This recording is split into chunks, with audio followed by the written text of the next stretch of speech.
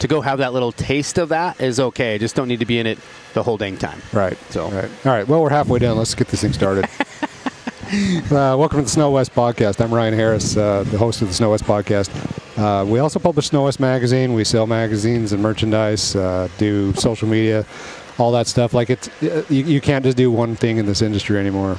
Like Chris, you've become a video editor, videographer. Like it's.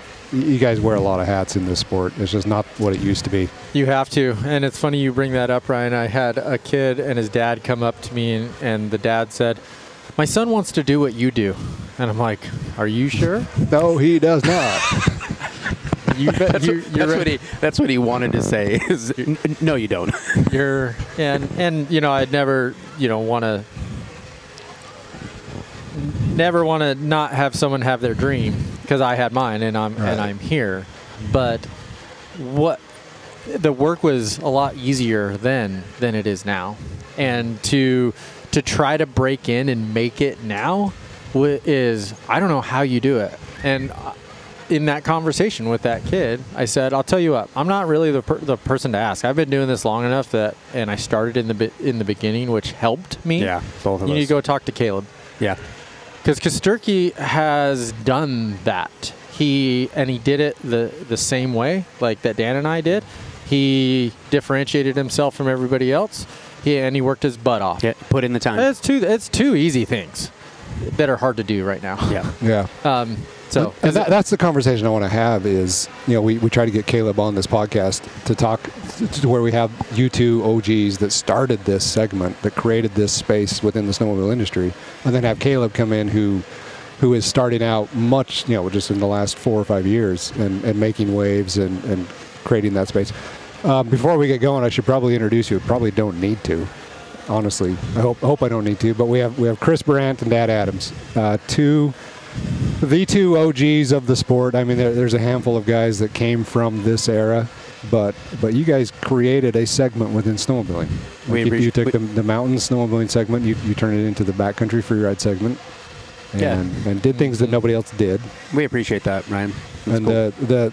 I had this thought while you were talking, because the snowmobiling did not happen to you guys. Like you did, like the sport did not make you guys this way. Like you made your brands the way they are. You happened to this sport, and it took a lot of work. And that's what I want to talk about is because that conversation you were just talking about. Like, people want the fame and they want to step into, okay, I want to be at your level next year. How do I do it? You can't. I mean, and maybe can't isn't the right word. It's so different right now. Our world with social media and everybody having a phone and how easy it is to edit and music free everywhere. I mean, like, everyone can do the same thing, and they are.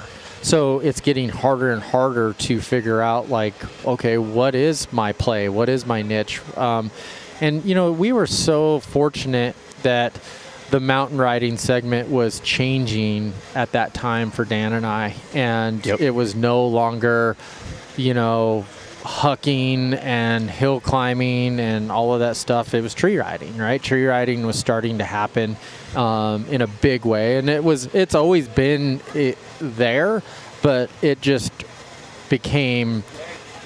it started the industry over. We got to start it over, and luckily we were at the forefront of it. Yeah, and it became popular because so many people could emulate. They could relate to that. Like, they could see themselves doing it. You looked at the, original Slednex of just the jumping and the huck, like all of it. It was just so much stuff that was just this highlight reel of a whole bunch of stuff, like risking their lives. Tree riding is this thing that everybody connects with. Like, they see it and they're like, that's what I want to do. I don't need to do all the cliff drops. I don't need to do any of that stuff. It's not really about heel clickers and Supermans. It's about that. It's about tree riding. It's about exploring. It's about all those things. And I think it took off pretty damn fast. But what's interesting about that, though, is I can walk around Heydays and I still will get that comment, whatever happened to that sled in Slednex 8 where the throttle's stuck and hit the tree, when I was on a snow cross sled trying to do a whip or something silly, And so, like, that's what was fun then, is, like, to make your name. It wasn't how many posts you can do or how many cool edits you could do. It was like, okay, I'm going to Sweden on a Slednex shoot, and trying to, like, put myself out there, and yeah, it was about like a video segment or a movie segment. It was about an article in Sledheads or SnoWest, like that we were anxious, or a sled build or something like that. I mean, you remember the big article, you came to me. Yeah. I tried to go across that log and fell in the water, and Chris was in the creek with me, and we're like fixing the back wheels. I have no gloves on. I still have all of those articles, every one of them. I'll never forget that ride. It was probably the last ride me, you, and Ryan were kidding, together. right? I think it was. No. It was. Yeah, that was a long time ago too. I was on an M7 Yep, we were both with on cats. D&D 800 in it with a 155 like 2.5-inch track. I remember that, like, it was awesome, and I was so excited because I was riding your zone, and I'm like, these guys have such the cheater snow and terrain, and my sled has power. Our snow sticks together. That's so weird. Yeah, exactly. But and I think about that a lot too. Is like, I was a kid at that age I had very little money. I worked to just buy snowmobile parts and pay for gas to, like, hey, there's this opportunity to maybe get in the magazine. Yeah. So I'm going to drive and sleep in my truck, and I'm going to go to Wyoming. So true. Didn't you drag that whole the tour trailer up with you on that particular trip? Yeah. But back in the day, doing freestyle shows for $1,000 and just like, I mean, I wasn't making money, but I was like $1,000 in diesel to get there. But I was making my name. Yeah. Right. And so, like, that, I love looking back at it. I mean, it's so different now, and very few people know the road it took to get here. But I mean, it's crazy to think of how long I've been doing this. And Dan, right? I mean, let's see. So Slednex 3. Started in 98, so I was 01, I mean, jeez, 22 years to get to here. What were the sponsorship deals like for you guys back then? Like, if you got parts, were you getting discounts? Were you getting parts? Were you getting right gear? then? There wasn't I guess we already have the Gravity Games? Like, we did that in 2001. You did. Yeah. So first year, first time ever was able to get a sled through marketing, through Polaris. Yeah, it was an XC600 SP, and it was just, got the title, and it said $1 on it. It was like a really cool thing. And there was a lot of guys like Quinlan that had got a sled through a dealer, and he kind of messed a lot of stuff up during that little time slot there of just, anyway, there was some things that were happening, but there was a sled. Like, I did work through Polaris at one point, because that was, like you had said, I mean, the whole goal every year was working our tails off to afford a snowmobile for the season or whatever, and then let alone the traveling and everything else. I mean, there was a lot going on. It certainly wasn't what it is now. I mean, it's just a lot of just, I mean, like you just said, it's just always been work. It's just been nonstop. My side on the sponsors stuff. So it was interesting. Like, I remember. So again, back then it was different. We weren't mountain riding to make our name. We were jumping, and so I was buying race sleds. And then, in Slednex 3, jumping a 440 pinned from the next town to jump stuff, that was how I was kind of starting to making my name, Chris Big Air Burandt, all of that, right?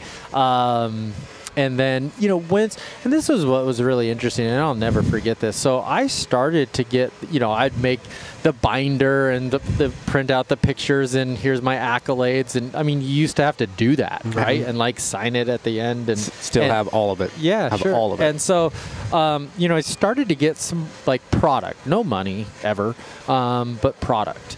And it was interesting. So that happened a couple years, and then you start getting into Slednex, and you start patting yourself on the back, and I'm a pretty big deal. And I'll never forget this humbling moment.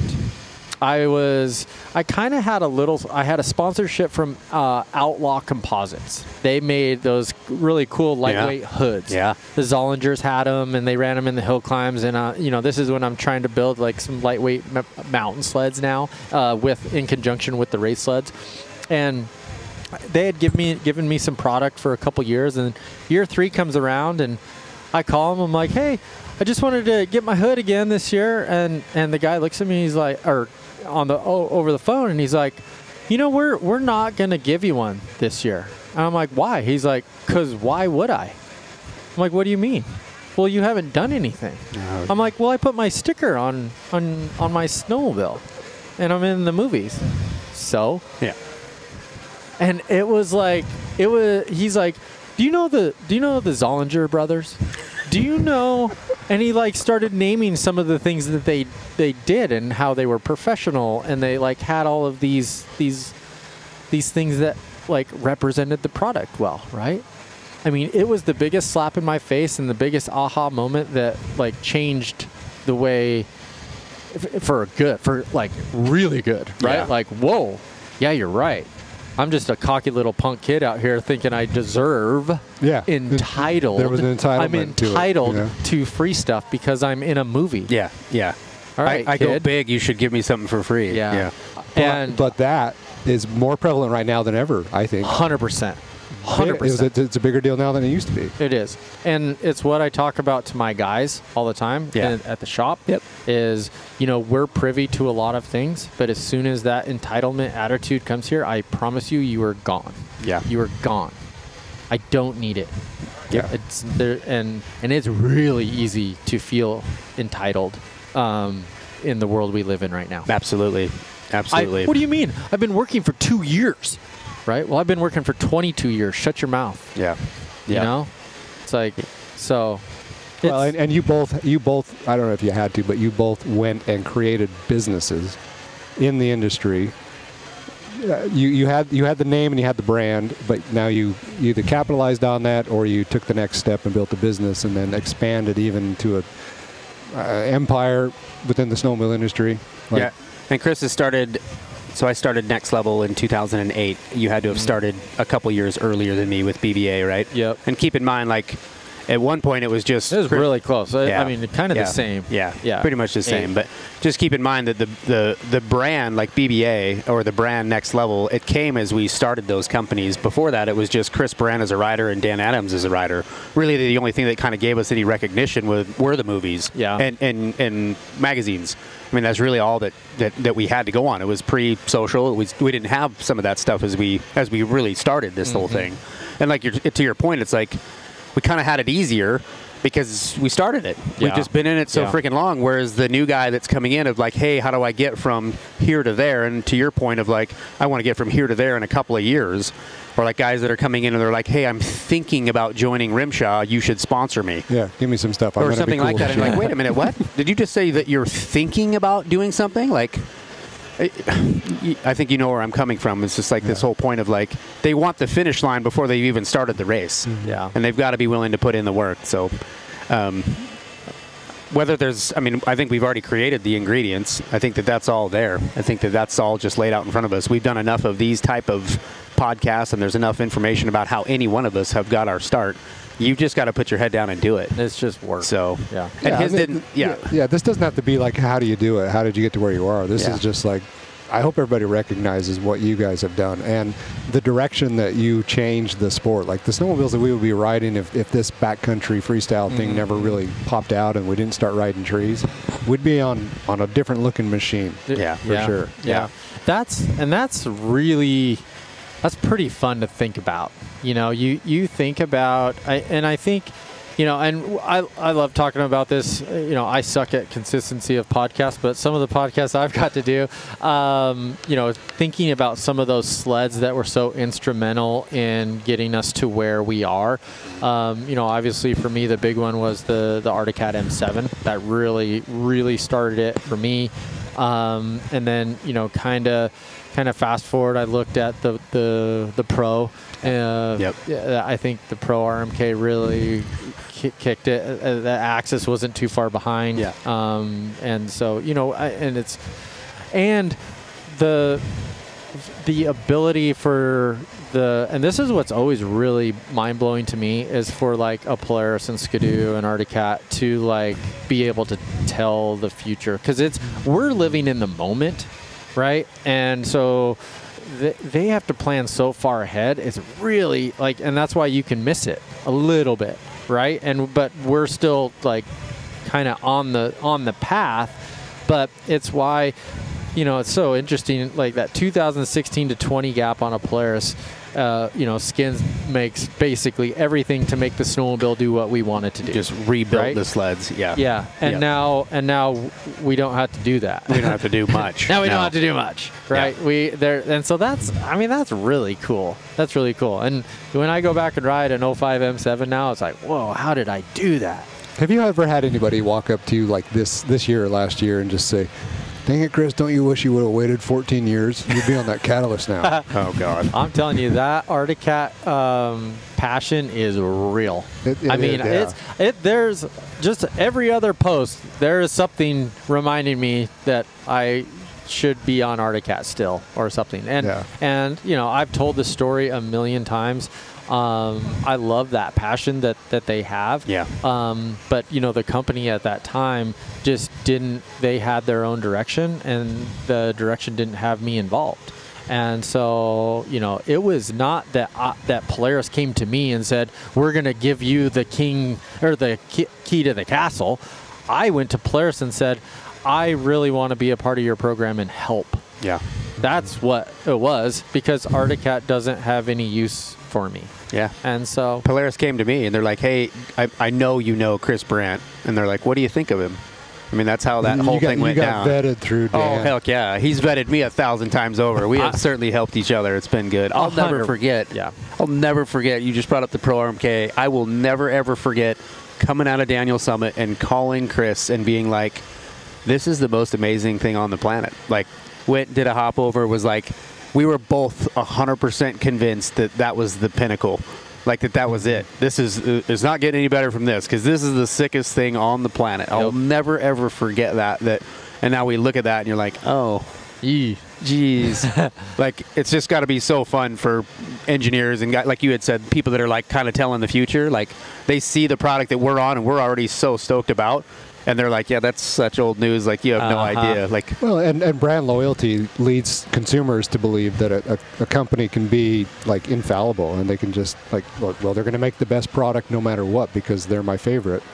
But it's just a company comprised of people, and people quit, and people get fired, and people have different mentalities, and people want to go do something else. Yeah. And they change directions, and you don't see that on the outside, but it changed your course. 100%. Like it 100%. And it happens all the time in the clothing companies too. Like early years, you were bouncing around to different clothing companies, and we both. I mean, putting deals you think together. about it, like Slednex, HMK, 509. Like, we've been all over the map. It seems like just been one thing or another. Rode for Polaris for a little bit. Like, it's been, as people change and companies change, or people within companies change. Like, our path hasn't been completely perfect, but I tell you, just by the companies that he and I share, it's pretty crazy that, some of it just aligned itself, like just the way it needed to, between Polaris Climb, Arctic Effects, Fox. Like, there's a lot of these that it's just hilarious that we have such similar hashtags. Mm-hmm. But there's a lot of that too, that it's like a lot of belief that I put into this guy of like, I'm so thankful that he rides a sled the way he does, because I know that the powers that be are listening,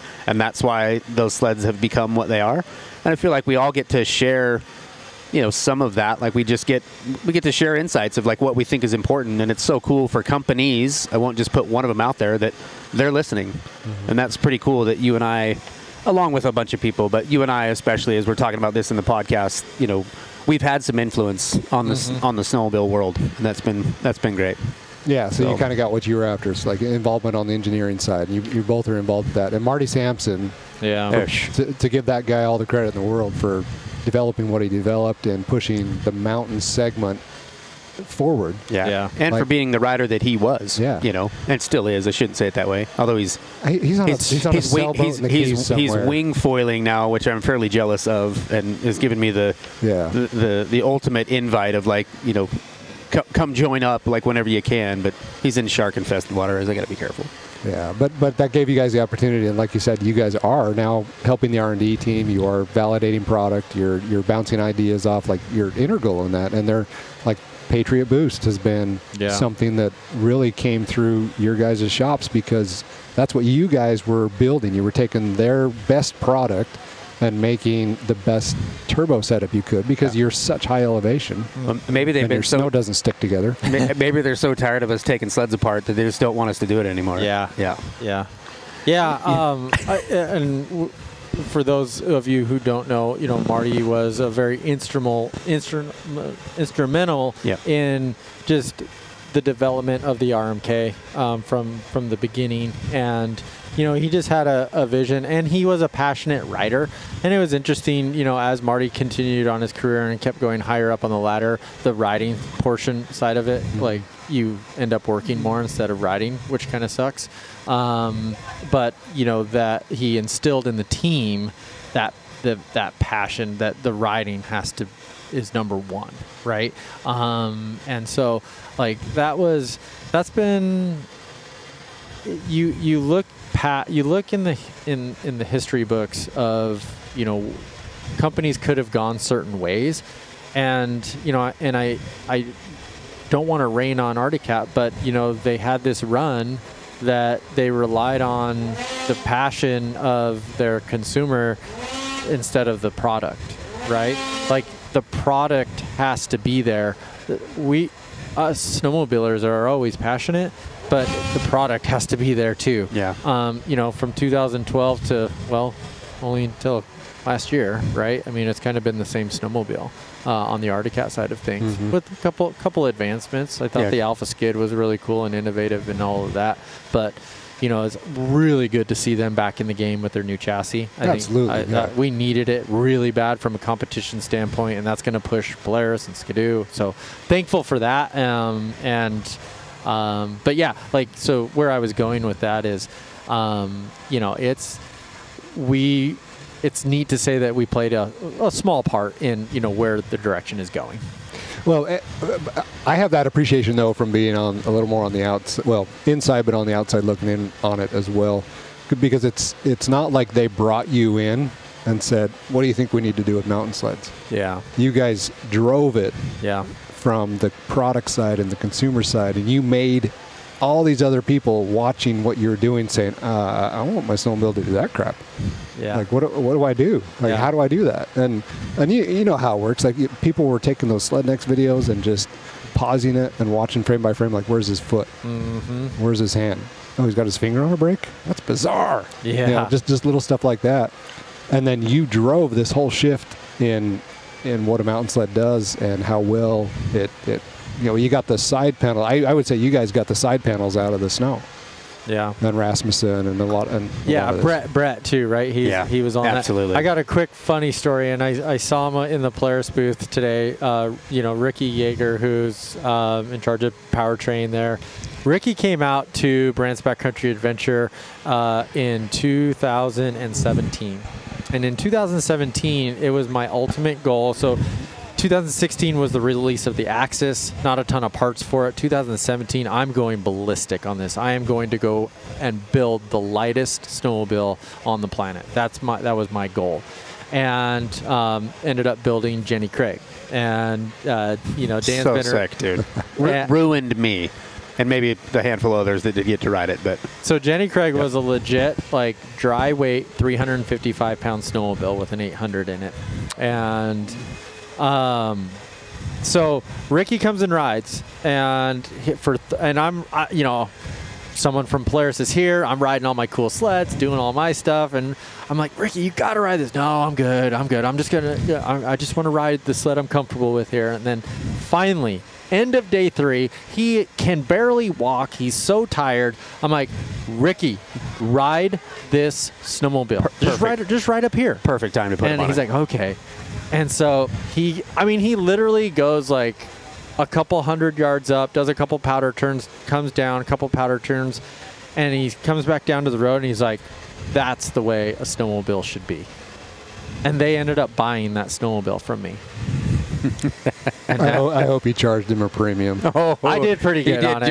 I did just fine. You did just fine. I remember this story. There's no racer discount on that stuff. It was so awesome. They bought that snowmobile, and they took it back to the shop. They tore it all apart. Reverse engineered it. What did he do here? What's going on here?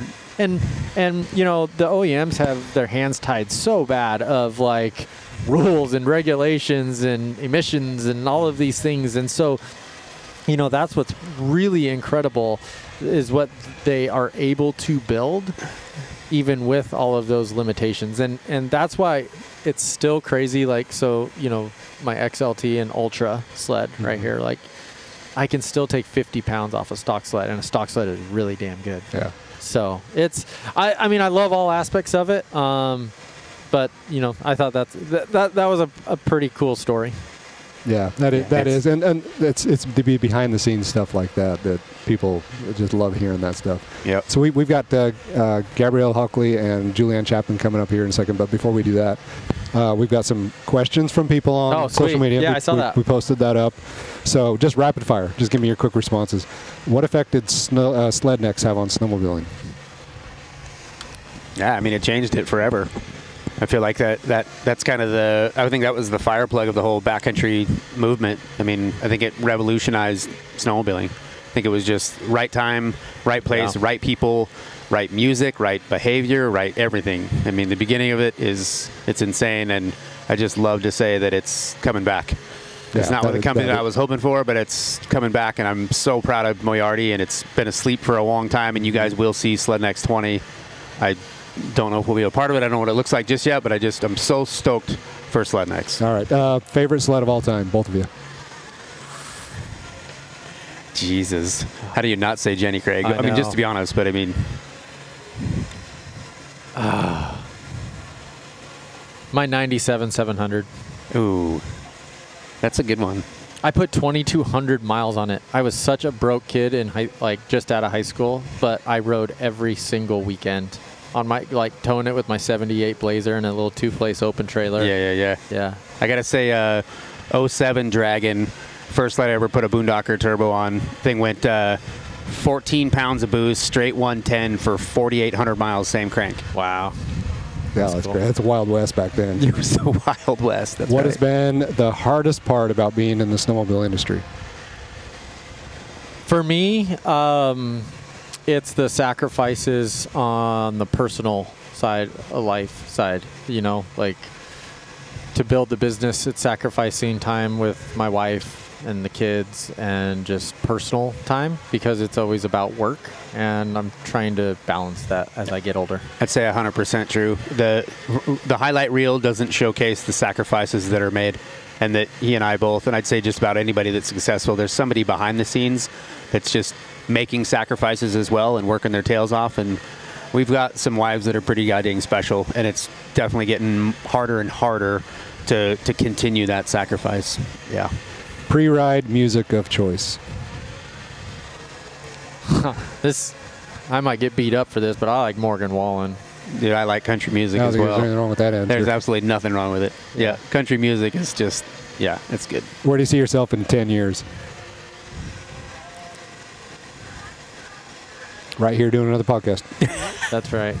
Let's race some fast cars. That'd be good. It's a little easier on the body too. I think just enjoying it more, and I think I've really worked on that over the last couple years. Is just trying to enjoy it more.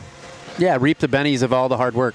Yeah. So whether it's still doing this, but it's just doing it at whatever it looks like in terms of just how much time we need to devote to it, but. I don't know if there's any way that we're getting rid of the snowmobile industry and vice versa. I feel like it's love still going to be here. They're not getting rid of you. Yeah. No, that's for sure. Yeah. What's more important, lightweight or more power? Lightweight and more power, duh. What's the other one? Build the bod, not the bod, and the component there is build both. Yeah. Okay, here's a good one. Not bashing here, but what do you pros have to say about Polaris stop rides and recalls? I think it's good. It's a good question, and I think what people don't know, and this is hard to communicate, is that the reason the stop rides are happening is because Polaris cares. They could, and yes, there is a government agency involved and stuff, but there's some things that, they don't want anyone to get hurt. That's right. Yep.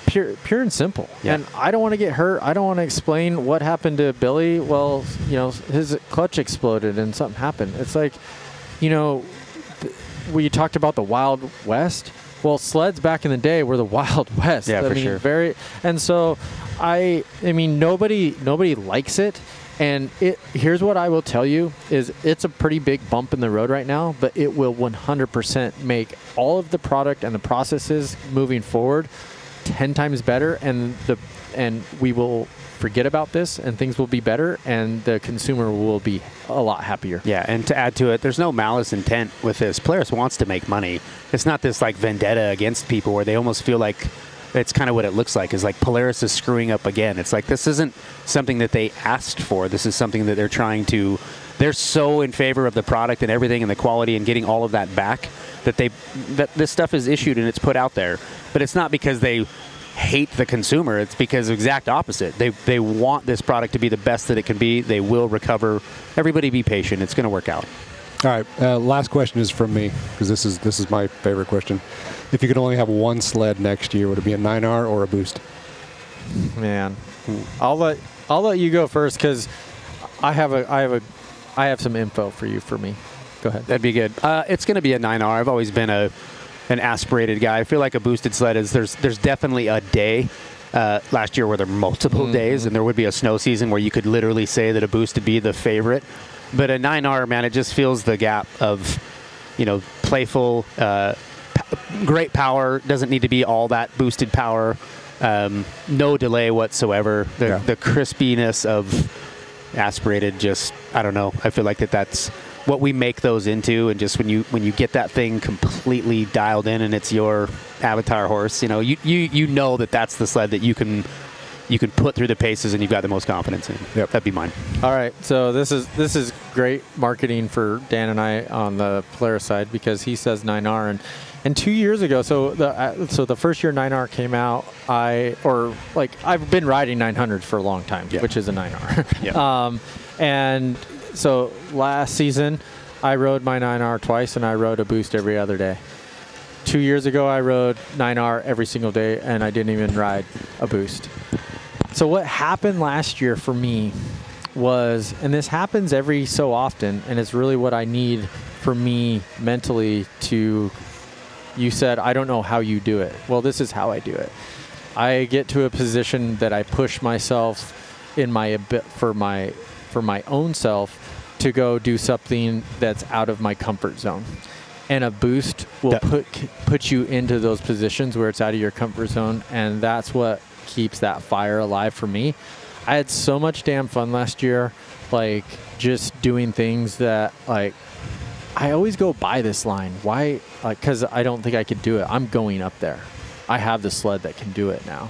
And That's awesome. So I really enjoyed riding Boost last year, and because it challenged me. And I'm surprised we didn't both just say, well, why not a 9R with a Boost? Well, that's what I was riding. Well, we'll ask that one next year. Because that's, I mean, he had his 9R Boost. I had my Bikeman 900 Boost. And what a salad of a snowmobile in a 55. Oh. Yeah. I suppose if I had the lungs, I had the Caleb Kosterky arms to hang on to that thing, it would be an enjoyable snowmobile. It's just, we need to do fast. Another podcast about the Kosterky ride with myself, and I need to get Kyle on there too. That was some content. Like, you guys need to do that again. That was some good content. So it was one thing, right? It was a blast riding with Caleb, and the content turned out awesome. And this is after Kyle busted up his knee. Yeah. Right? Mm. Kyle can barely freaking walk. He's one-legged. And we're at the end of day 2, we're like fried. We get down to the bottom, and here is freaking Pulsifer down at the bottom. Hey, guys, what's going on? I'm like, what are you doing? Dude, I could not let you guys go. And the next 2 hours, the dude rode like a wild man and was up like doing lines that no one should be doing with 2 legs, and he had 1 leg. Yeah. I mean, he's a freaking maniac. I have so many stories about those 2 days, and it was fun riding with Caleb, and to see Kyle say, "Oh no, you guys didn't. I'm coming." It's awesome. I'm not missing this day. Yeah, he was in my clothes, borrowed my truck on a borrowed sled. It was awesome. Yeah. Well, all right. Well, that'll be another segment. Oh, and to go back to the last question, the correct answer was 9R. Oh. So no, it's just yeah. No, that wasn't an opinion piece. It was a wrong or right answer. Oh. The 9R is insane. You ride too high of elevation and your snow is sugar. Yeah. The 9R is awesome. I love it. The hardest part of that question is it's so snow specific. Yeah. Because there are days when you're just, climb backcountry team. I was there with a 9R, and I should have had the biggest, baddest, raddest freaking boosted sled I could have had, and I just screwed up. I took it the next day, and had the day I was days. fine. You did just fine. No, I'm giving you a hard time because the boost, obviously, if you can have one or two, everybody's going to go boost. But if we didn't have the boost, the 9R would just be like this. Oh, man. So freaking amazing. Like, that's what we've been asking for decades. Yeah. But it's overshadowed so much by the boost. Yeah. Everybody that's asking now, 9R or boost, they say both. Yeah. And they do the, if you could. And I'm like, not in the same year. I'm just stating now that we've got a lot of clubs for the quiver. Like, if you had a boost this year and you liked it, awesome, hang on to that thing and then get a 9R. Maybe you've got the best of both worlds. You know what I mean? Like, that would be, and what will be, that's what we get to do. We're fortunate enough with the sled fleets that we end up having that it's like you can kind of choose the sled that you want to ride for the day that you're going to have. Yeah, and it's really easy. I mean, I get that question so often. Like, what sled should I buy? I'm like, well, don't buy the sled I'm riding. Buy the sled you want. Like, are you a storm chaser? Well, go buy a boost. Right? Are you a dude who just wants to put, like, it doesn't matter what kind of condition you ride all different places? 9R, man. Yeah. Right? I mean, at that matter, 850. It's like, seriously, it's like if you're just weekend riding and it's not about being the top of the hill and you don't necessarily care about snow conditions, there's nothing wrong with an 850. Yeah. I mean, it's just kind of a perfect sled. Yeah. So.